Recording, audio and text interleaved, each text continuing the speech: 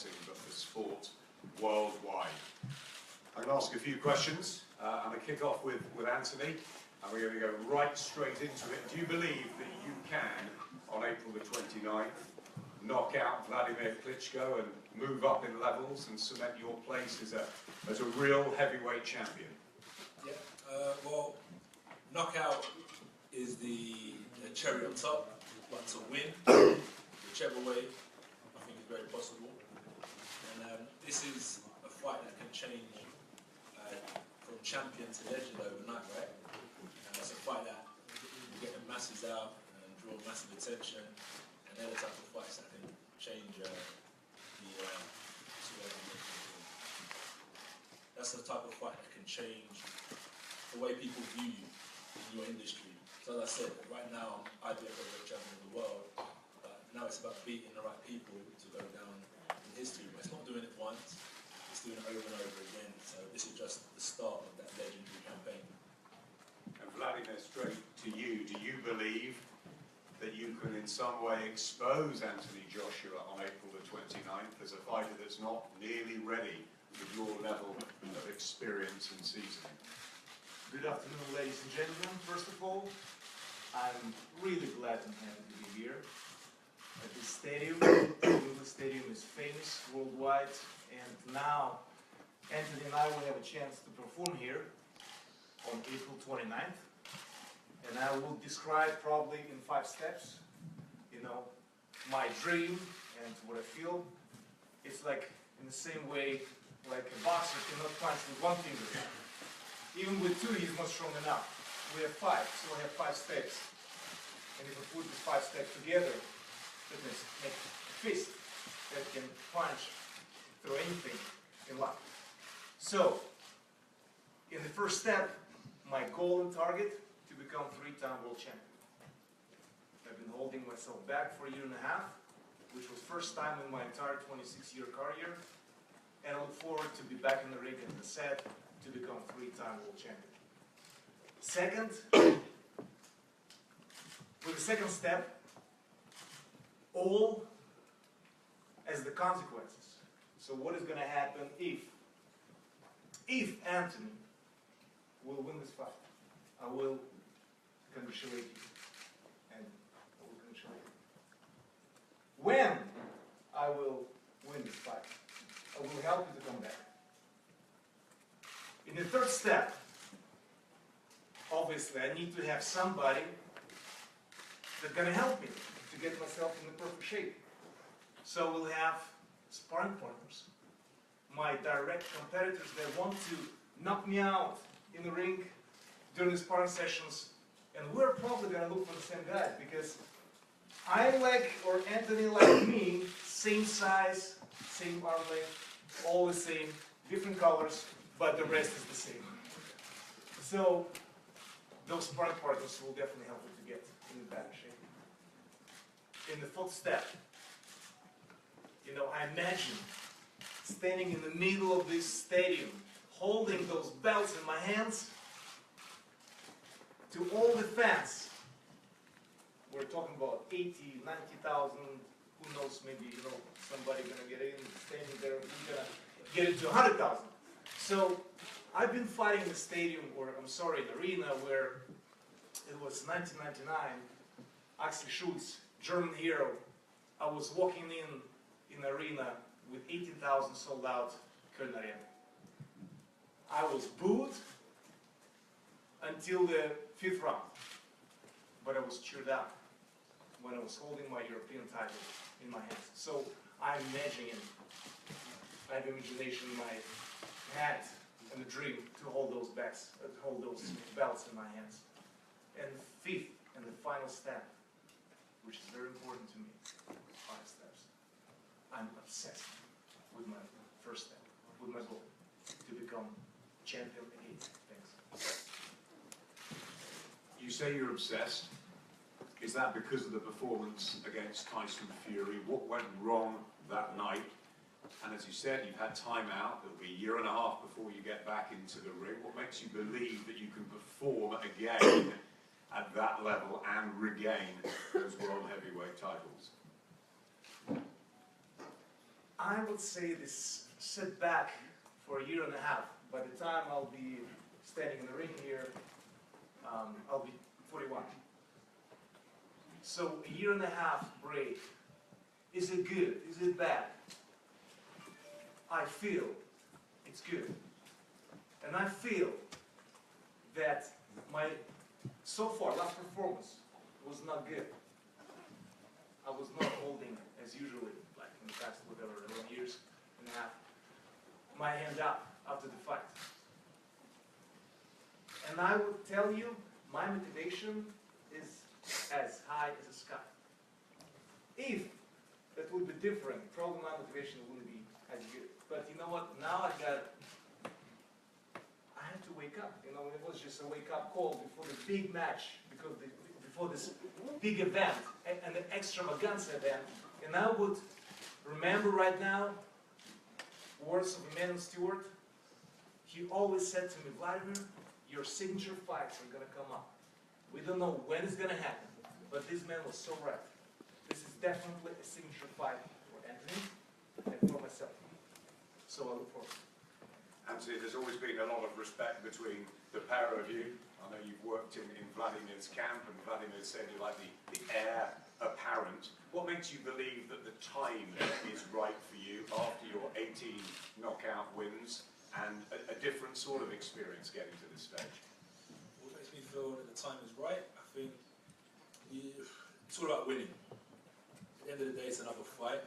You asked me after the fight how I felt about taking on Klitschko at Wembley, and I was like, doesn't matter where it is, we can fight in here, we can fight there. But when I look back on it and I calm down, it's history, it's an amazing opportunity, and the time is now. It's an opportunity that presented itself, and I'll be silly not to jump at the opportunity to fight Klitschko, because it's a man that I need to defeat, as I said, to kind of start building my reputation and respect in the division. And when you listen to me, I've always been honest about how I perform and how I conduct myself and how I'm navigating through my career. So 18 months ago, well, when I first turned pro, it was questions after my second pro fight. When are you going to fight him? When are you going to fight him? Give me 2 years. Give me 2.5 years. Then a year ago, they asked me the same question. Give me another year. And right now, we're at a stage where a year ago, we're in the present. So I've always said it to myself, and everything I say to myself kind of comes into reality. So that's what makes the time right, because I predicted this time 18 months ago. Tyson Fury shocked the world, obviously out in Germany by beating Vladimir. Does that give you a game plan? Does that give you tactics, or have you got to do your own thing alongside Robert McCracken? Yeah, most definitely. No game plan from Tyson Fury, and no, I can't really take away anything from watching Klitschko perform that night.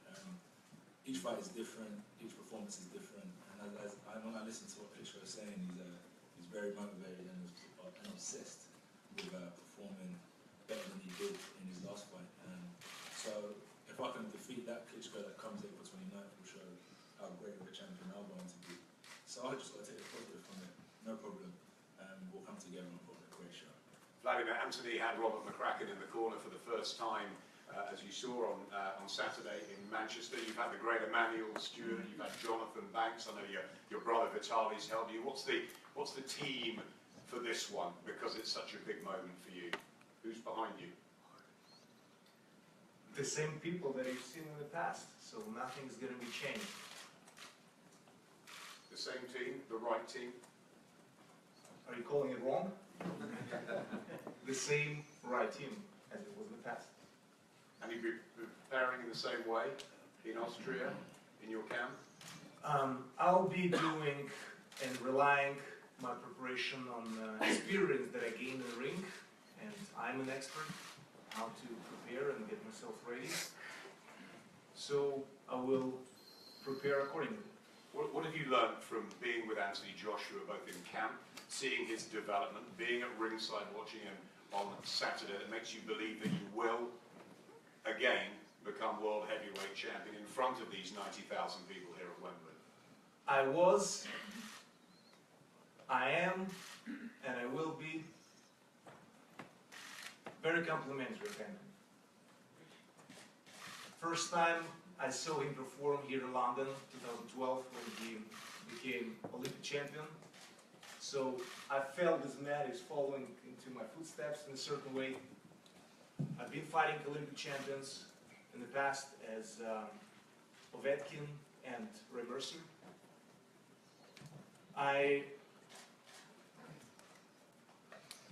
Whatever that outcome of the fight, as I said, I truly believe that he's one of the best heavyweights right now. No disrespect to another champion, as Parker recently became double belt champion, and Wilder, Deontay Wilder, in WBC, but I think Anthony's absolutely outstanding athlete. And it's great that actually eventually we'll meet. I really think that, unfortunately, I will remember his name once again, Manuel Stewart, and I told you, Anthony, unfortunately, Manuel couldn't see you, and I know he would have been very impressed, and he would love to, meet you as well. So, and I remember Anthony was just, I had Olympic champions in the camp as well, and the world champions, and so they're always in a certain way self-promoting and showing off, but Anthony was always, respectful. He was, sitting by the side and just watching, learning, observing. So this quality that probably a lot of people can take as an advice from me and in behavior as an example from Anthony. So very backed off and very, very calm in learning. So asking a lot of questions and learning. So he's still learning. And this process will take a long time. And as long as you live, you learn, and better not never stop learning. So I definitely see difference in the way he boxes, and it was 2 years ago, and he had his past fights. So he's getting this self-confidence. He trains. I see how he trains. He trains with modern technologies. Whatever is out there from different sport arts, he's implementing into his workouts. So he's definitely using it for his advantage. And the results are, to see. He's 27, and he's a world champion, Olympic champion, undefeated, 18 fights, 18 knockouts. I mean, how could I not be impressed with that? And we are friends, in a certain way. I did call him Little Bro. But even with my bro, when we're in the ring, we're very competitive. Or when we used to be in the ring, very competitive. And I'm sure that, for that night, in the ring, on 29th April. So we definitely will perform. I'm sorry for speaking for you, but we will perform for, from our best. Bring the ring. You've been a professional for a couple of decades, almost 70 fights. You've fought all around the world, many of them world championships. You've been to London once before, when you beat Monty Barrett on the Lance Lewis card. What would it mean to be here at Wembley, in the National Stadium, 90,000 people? You compare it to those nights in Germany that you had. What would be special about being here next year in England for you? It is special. It is special to perform here. I'm not at my home, so to say. I'm not in Ukraine, in Germany, or even the States. So it's a different audience on one hand. On the other hand, it's familiar to me because I've been performing here, and this is not the first fight that Vital or I had from this country, as Herbie Hyde or David Hay and Chisora and others. So I feel kind of connected and familiar with the audience, and it's definitely something familiar on one hand to fight at the stadium. I've been fighting probably the biggest stadium was in Sharky with 61,000. I never fought at 90,000 stadium. This is mecca of sport, this stadium, and don't forget about it. Boxing came from England, the roots of this sport. So I think kind of arriving at home in a certain way, even if I'm not at home. I definitely feel great about it, that I have this opportunity to have a signature fight. And even if, we mentioned it previously with my age, I do consider it as a number for right now. Let's see what it's going to be in 10 or 20 years. But we can ask also Bernard Hopkins, that is fighting very soon in Los Angeles, and he's 50-something now. Yeah, I'm 52. I stopped counting because he's like definitely an alien. That's my feelings. Anthony, you have fought here before. It was your 6th fight against Matt Legg. There weren't that many people when you were fighting, but you had the experience of being at Wembley. 90,000. Is this the sort of stage you've always wanted to perform on and showcase your talent? It's a stage you can't dream of. It's a stage that you can't really put into your wildest imagination, but you never know. That's why they say hard work can pay off. And we've been due diligent in the gym and in training and preparation and strategy outside of the ring. That's brought us here. And it's not real until we step into the ring, right? So I have to just put my head down, say my prayers, and just hope that we can make history from April 29th. There's a great deal of respect between the two, which is wonderful to see. Which is different these days. Yeah, and it's good to see. Yeah. But when you get into that ring on April the 29th, that changes. Yeah, most definitely. Utmost respect for Tony. Not just from achievements, that's one thing, but as you said, the man that he is. Like we had like Lennox and now we've got the Klitschko brothers. And then when I was coming through, you have a blueprint to follow, right? So even Klitschko's and Lennox were the type of people that I looked to and took inspiration from. And it's even like my brothers over there in the corner. When we're together, we have the best time. We have a great time. But if he owes me £10, if we're playing FIFA, I'm hounding him down until I win or I get. So it's just how it goes, right? It's just how it goes. Competition. And like we saw with Trezor and Dylan on the weekend, they shook hands after. So we come together, the lions roar, and then at the end of it you shake hands and life goes on. But as I always say with my fights, the best man will win, and destiny's already been written for that fight. It's just fulfilling our goals. It's the drive inside you, the competition, the hunger that's burning, that wants to make you victorious in this sport, time and again. Yeah, it's more. It's not just in sport, as I said with my guys over there. It's just life in general, wanting the best out of every situation. So, and that reflects in the sport. So yeah, when it comes down to April 29th, how I've conducted myself now, even until April 29th, even while I'm not in intense training, just my mindset. Like we're back on the grind straight away. So that's a winning mentality, and then that's what's helped me see. That's what's got me through life. In the first place, I made an opportunity out of nothing. So yeah, that will definitely put me in a good way come the fight time. Vladimir and Vitaly, who've ruled for so long as heavyweight champions, they speak so many languages, they're nice guys out of the ring. Do you want to take that sort of role model process on with you? You know, we see the kids here looking around Wembley today, and that side of it's important, isn't it? Yeah, I tried to learn Spanish and stopped after 4 lessons, so I'll try learning a different language. It's not easy. But yeah, I'll definitely like to take inspiration from Vladimir. Most definitely, as a man. As I said, boxing is one thing, but as a man, good man, definitely a good man. His brother's doing great things for his country as well. And when it's all said and done, when we're not here, that's all you have is what you've done for people. So yeah, outside of boxing, I'll definitely take inspiration, but in the ring, I have to be my own man. So talk me through the next few months of preparation for April the 29th. Anything different, or is it, you've always talked about a journey, the fact that you're not just preparing for one person in particular, it's preparing for the ultimate. So preparation, it starts now, in a certain sense, as I said, mentality. And it's a brilliant thing that we're here today because it keeps me in the zone. The great thing about the last camp is that I can take what I built into my next camp. I'm not going to go back down to zero. Maintain, keep strong in certain areas. So when I attack training camp, we're ahead of the game. We've got, as Vladimir said, we've got so much science and data now. That's why I can track and improve each fight, because of the information I've built over each training camp. And that's how I've already started training, because we've been on the phone, we're having a debrief today, and plan for the next month. And what will you need to improve on for April the 29th? The fact that obviously you haven't gone 12 rounds yet, there's little things that you'll maybe gut checks that you may have to go through here. Is that something you can prepare for, or is that something you have to react to on the night? React to on the night, because I've never been there before. Sparring is completely different to a fight, so I can't really ever say to you, yeah, I've done 12 rounds in a fight. I do it in the gym very often, but fighting's completely different.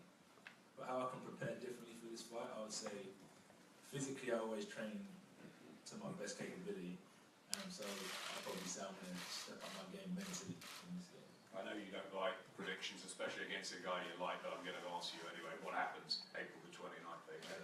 I'm gonna say I'm gonna prepare for a 12-round fight because like this is what experience is and learning. I've said to myself before, yeah, I'm gonna go and blow him out in 2 rounds. Usually I'm gonna blow him out in 3 rounds when I'm there 7 rounds later, and that's boxing. So as I said, mentally I'm gonna be smart and say to myself, I'm going to prepare for a 12-round fight. That's how I'll attack training camps. So that'll help me get stronger. I'm gonna get fitter. I'm gonna run 45 minutes. I might run 50 minutes. I know I'm going 12 rounds, so if I know I'm going 2 rounds, I might run 30 minutes. So I'm going to prepare for a 12-round tough fight. Vladimir, former Olympic champion, so many successes throughout your long career. We remember the David Hay one well, of course, from a British point of view. How important is April the 29th as a night for you in your sporting life? How many of April 29th I could have? So I'm pretty much limited, or more limited than Anthony. So Anthony's 27, I'll be 41, so how many 29th of April am I going to have? To perform, hopefully many, but just to be able to perform. So it's everything to me. And I understand the importance of that, but it doesn't make me go crazy, you know. I will remain calm before the storm comes, and it's definitely a very special date, a very special event, a very special opponent, and a very special arena. And you believe you will become a 3-time champion and regain your belts on this stage? You're not listening to my English. I'm obsessed with that. Final thing I want to ask you. Don't take it personal. Fine, not take it personal. Final thing I want to ask you, Vladimir. What has Vitaly said about all this? How excited is he? Or does he think you're mad?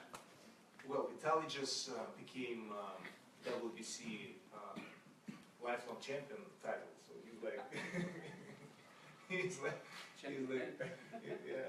he doesn't need to be challenged, so he has it.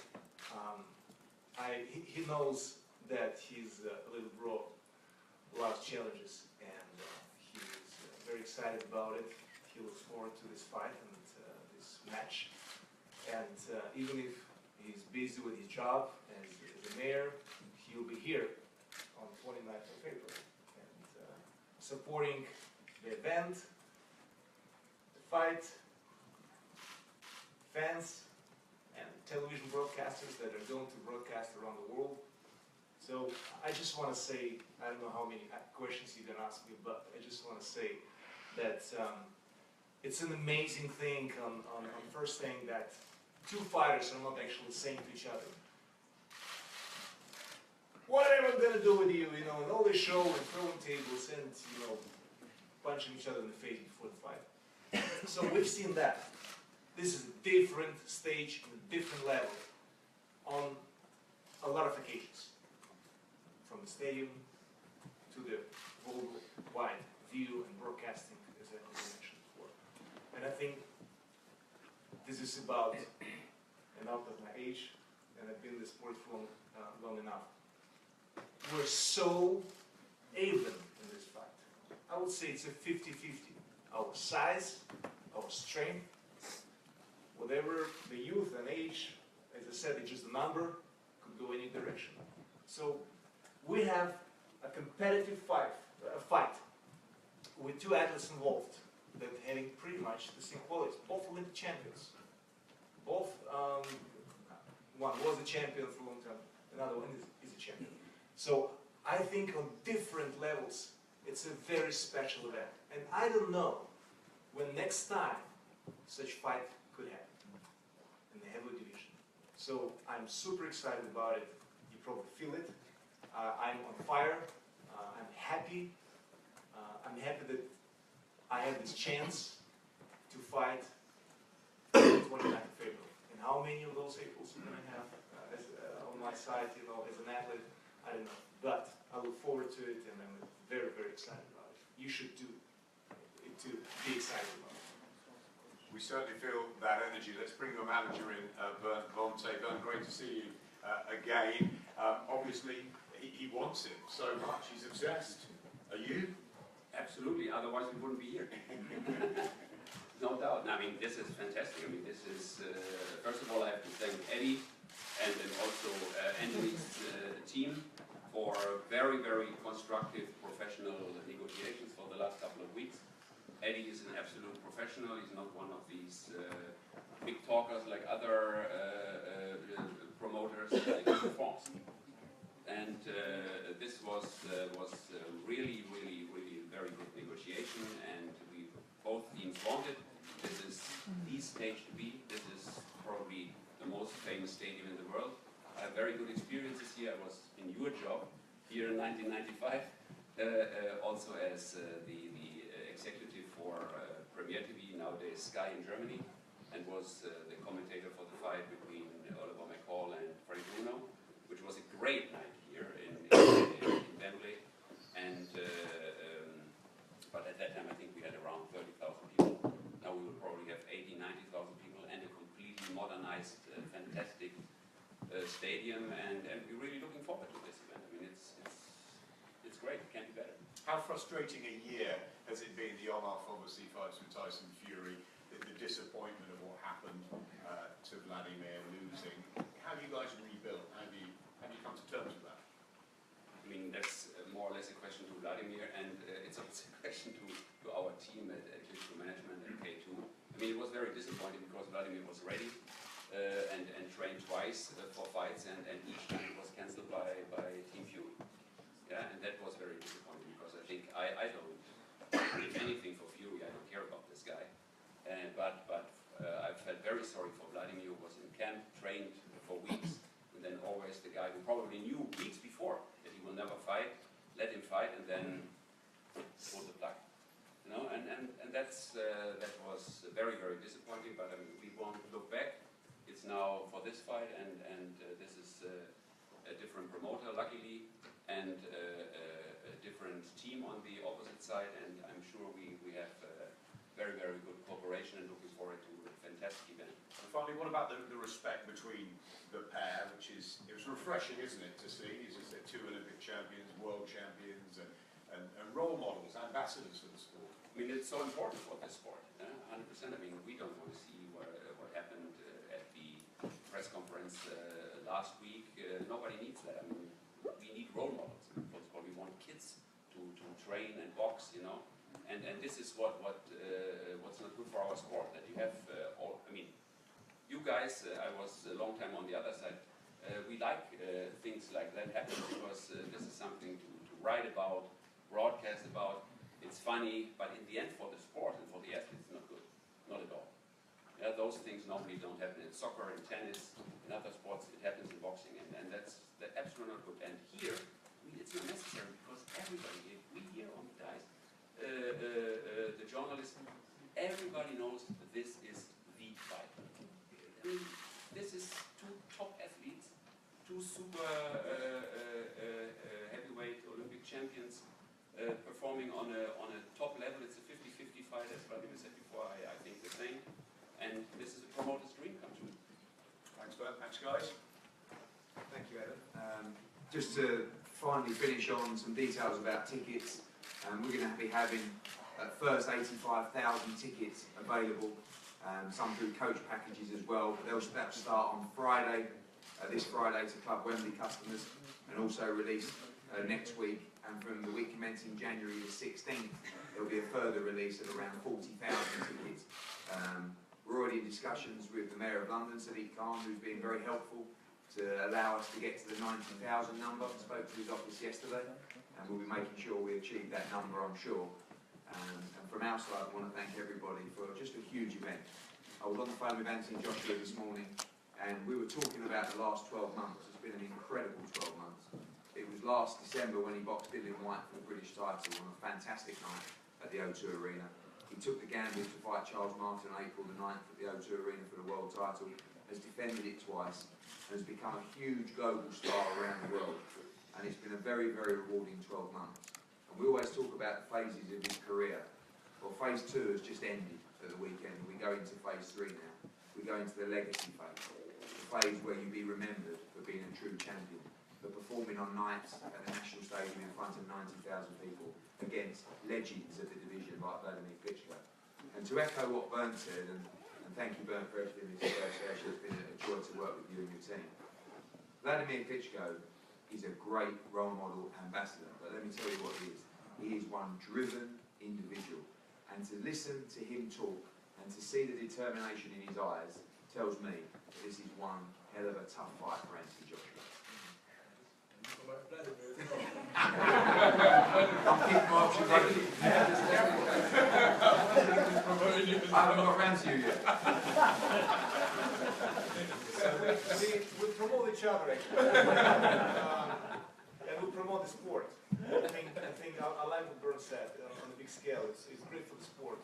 Because the world is crazy anyway, right now. And it's good to have something like that, I think. Instead of just go nuts and do something stupid. And coming over to you. Your story is inspirational, and I can't wait for you to go out there and perform in front of these people and the start of all these big fights. I'm so excited, and I can't wait for April 29th to come around. So we're going to have some photos up here now between you guys, and then we're going to go out on the pitch side as well. And when you walk out there and you look around, just imagine this place on April 29th. Trust me, it's going to be a very, very special night and the biggest night in British boxing history. Thank you. Photos up.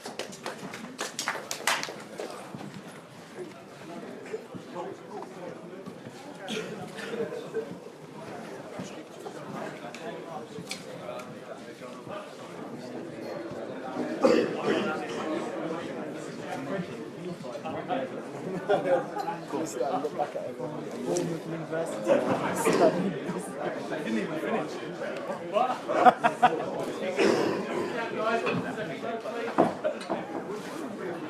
Hold Christ around and get Anthony's face. You did.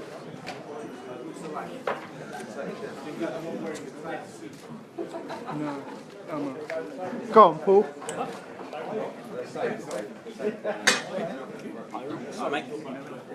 Yes. Paul. They're all there and having a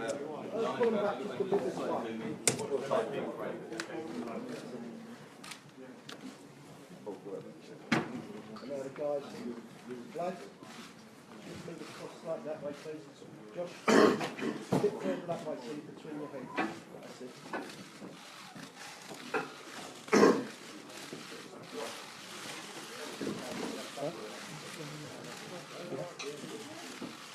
Guys, can you turn it sideways on so you're facing each other? That's it.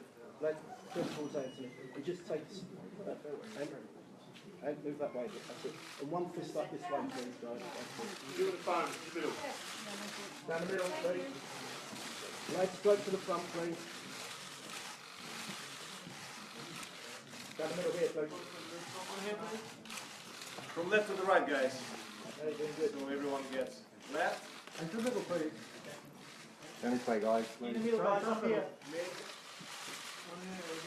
Straight down to the front, please. I want here to do. Vladimir. We're done, thank you. Right. And now each other, please, guys. Straight at each other. Josh, move that. Sorry, Vlad. Could you take one step back, please, towards yourself? That's it. Anthony, move one step forward. One step forward. That's it. That's perfect. That's great.